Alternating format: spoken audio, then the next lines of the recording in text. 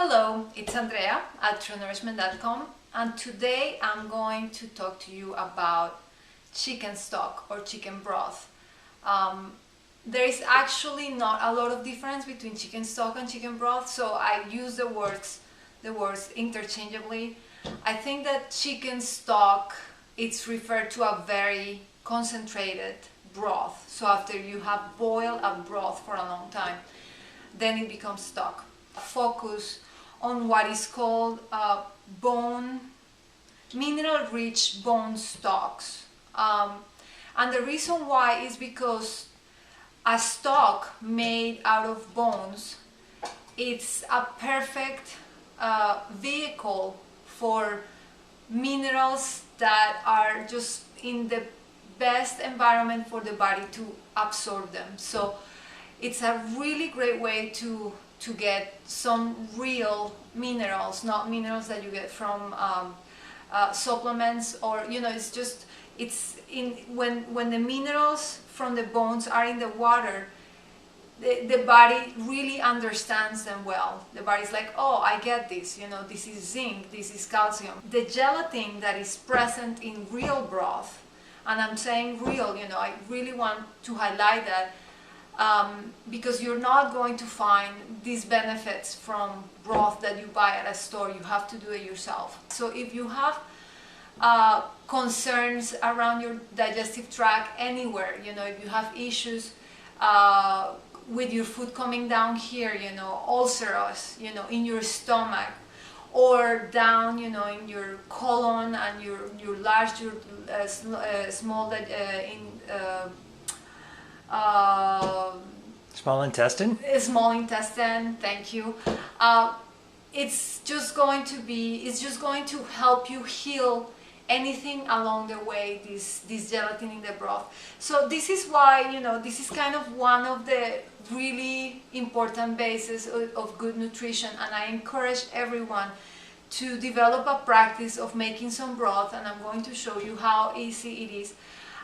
Even vegetarians or people who are trying to have some really good nutrients in their diet that they can get from vegetable sources, this is a great way to do it without having to actually eat meat, but really for anyone. We always talk about chicken because it's kind of the easiest one to do and also the most enjoyable. I'm going to explain to you very briefly how you do this. The head and the feet are wonderful for broth, are really the best parts for broth, is where most of the gelatin is found in the animal. So, I know there is a little bit of a cultural barrier when you talk about heads and feet of animals, but just think about the fact that if you eat animal foods, for any animal food that you eat, an animal was killed and there was a head and there were feet. Think about the fact that if you go to pretty much any other country that is not the United States of Canada, you're going to find normally whole animals and these parts of different animals used in cooking. So it's okay. Nothing is happening because you're going to be cooking with heads and feet, other than lowering the budget that you're using for meats a lot, because these parts are very cheap, and also get great nutrition from heads and feet and organs when you use them in cooking. So I have all these bones that I have accumulated in a little Ziploc bag in the freezer. Every time we eat any part of chicken, we save the bones in a little bag and then I put them in the freezer when I have enough, which is about enough to fill this much of a pot. It's the bones of about one chicken and maybe some other parts. So you can mix cooked bones with raw parts that you're not using for something else. And then I put a head and a couple of feet of chicken, and that's what I use to make this broth. And it came out pretty rich, as you can see here. So I'm going to show you, don't gross out. This is how it looks after it's been cooking for a while. I have cold water, the chicken parts that I said, and some vinegar. Any kind of vinegar other than white distilled vinegar is okay to use for this. So I put about 1/3 of a cup of vinegar, water about to here, basically to cover the bones, and then the bones, that's it. Bring it to a boil. Sometimes when it comes to a boil, you start seeing some, you know, foam on top. In the first half hour of cooking the broth, you wanna clean that foam, and afterwards you won't get any more. Sometimes you won't get any, like I didn't get any this time. It comes to a boil, and then you put it in the lowest heat that you have in your stove. And this is a good thing to do in a crock pot if you have one.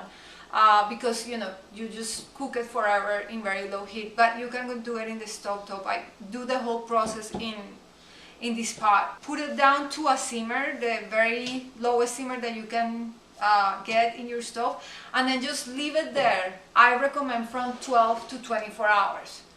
And what that will do is guarantee that you get every drop of nutrient from those bones. You can do it for lesser time if for some reason you want to, but really, you know, you just leave it in the stove. You can leave it unattended. You leave it covered so you don't get evaporation, and then you have to refill the water. I didn't have to refill once while I was doing this stock.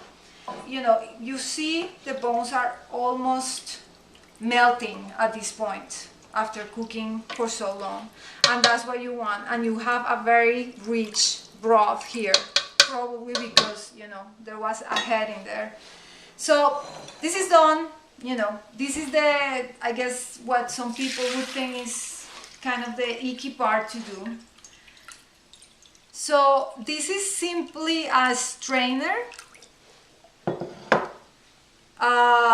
with a cheesecloth on top, and this will give you a nice, you know, clean broth, because you'll be able to strain everything out of it. You know, you can see here there is some remnants of little stuff in the cloth. So this is purely aesthetic thing. If you don't care much about having little particles in your broth, then you can do it without the cloth. And if you don't have a cheesecloth like this, you can use another cloth that is thin enough to do this. So this might take a little time, just for the purposes of showing you what I do next. I'm going to finish this later. You end up with nice clear broth like this.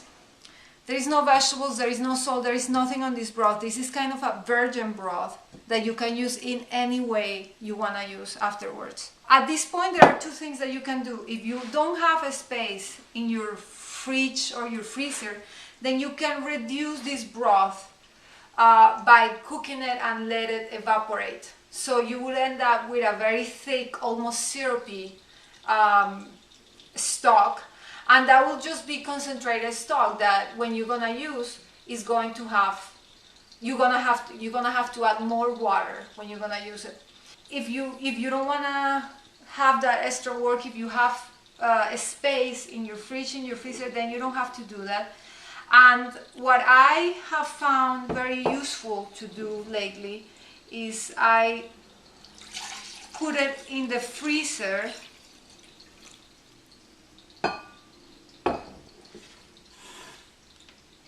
I just fill these things, these freezer trays, and so you end up with little chunks of broth that are just so easy to use. Broth ice cubes. Broth ice cubes, that's right. You can put them in your favorite drink, your favorite juice. I'm kidding. You have these, you like, for example, when I am cooking greens, I might throw a cube of this for flavor and for added nutrition. Or I might throw a couple of cubes in water that I'm using to cook a grain. Or I might use several of these cubes to make a soup, you know, a chicken soup. So I might freeze some of these, and you should know that this broth will be fine in the fridge for up to a week.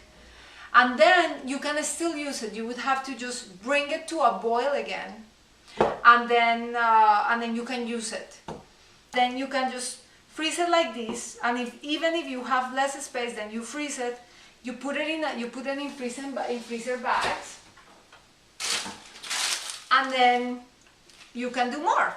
Hopefully this will get you motivated and get the fear away from doing your chicken broth, your chicken stock.